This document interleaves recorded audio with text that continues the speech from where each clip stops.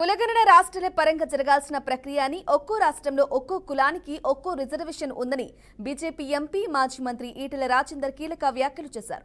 కాంగ్రెస్ ప్రభుత్వానికి నిజాయితీ చిత్తశుద్ధి ఉంటే కమిషన్ వేసి సైంటిఫిక్ గా కులగణన చేయాలని డిమాండ్ చేశారు.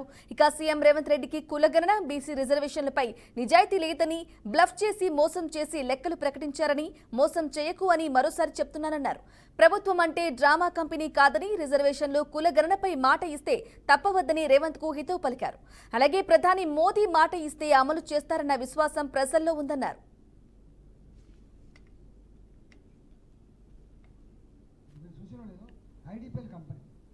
దేశంలోనే మందులు ఉత్పత్తి చేసేదాంట్లో అగ్రగామిగా ఉన్నటువంటిది మన ఐడిపిఎల్.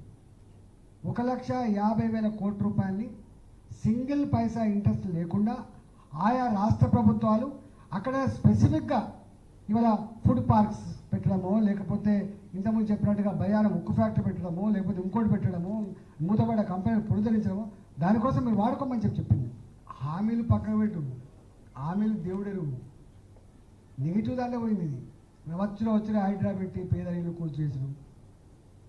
మూసి ప్రక్షాళన పెట్టి డబ్బులు సంపాదించుకునే ఏజెండాలో మొత్తం అక్కడ కూడా ఇల్లు కూలగొట్టుడు, పేదల భూములు అసైన్మెంట్ భూములు గుంజుకున్నాడు.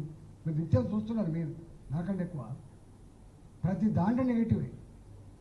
ఇవాళ ప్రజానికంలో స్పష్టంగా ఏర్పడ్డ భావన ఏంటంటే ఇది మోసం చేసింది. రేవంత్ రెడ్డి మాటల గారెడితో అధికారాన్ని చేపట్టిండు, ఇక అయిపోయింది, వాళ్ళ మీద ఆశలు లేవు, దీన్ని ఎప్పుడు సందర్భం అవుతా బొందబెట్టాలి అని అనుకుంటాను. ఒకటి. రెండోది ఏంటంటే ఇప్పుడు అక్కడ దాకా కాదు, ఇప్పుడు వీళ్ళు చేసిన దుర్మార్గాల మీద కొట్లాడేదానికి భారతీయ జనతా పార్టీ సిద్ధంగా ఉంది. మీకు తెలుసు హైడ్రా మీద ఎవరు కొట్లాడిందండి?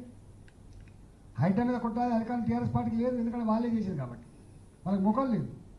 మూసి వాళ్ళే చేశారు, మూసి ప్రక్షాళన అని చెప్పి వేసి చేసింది. వాళ్ళకి ముఖం లేదు, మేము కొట్లాడుతున్నాం. లగిచర్ల భూముల ఇష్యూ ఎవరు కొట్లాడి? మేము కొట్లాడి. ఇవాళ దుర్మార్గాల మీద మేము కొట్లాడుతున్నాం. భారతీయ జనతా పార్టీ గత 8 నెలల కాలంలో ప్రజలకు సంబంధించినటువంటి ఏదైనా పనుల విషయంలో ప్రభుత్వమే దుర్మార్గం వేస్తే దాన్ని కొట్లాడుతుంది మేమే. రేపు తప్పకుండా, ఎందుకంటే ఇప్పుడే కొట్లాడతాయో మొన్ననే కదా అధికారం వచ్చింది, నాకు టైం లేదా అంటాడు కాబట్టి ఊపుకుంటాం. డెఫినెట్గా ప్రభుత్వ పరంగా పార్టీ పరంగా ఇచ్చినటువంటి 6 గ్యారంటీలు, 66 రకాల పనులు, 420 రకాల ఇండివిజువల్ పనులకు దాని మీద బరిగించి కొట్లాడతాం, భడతాం ప్రభుత్వాన్ని చెండాడతాం, వదిలిపెట్టే ప్రసక్తి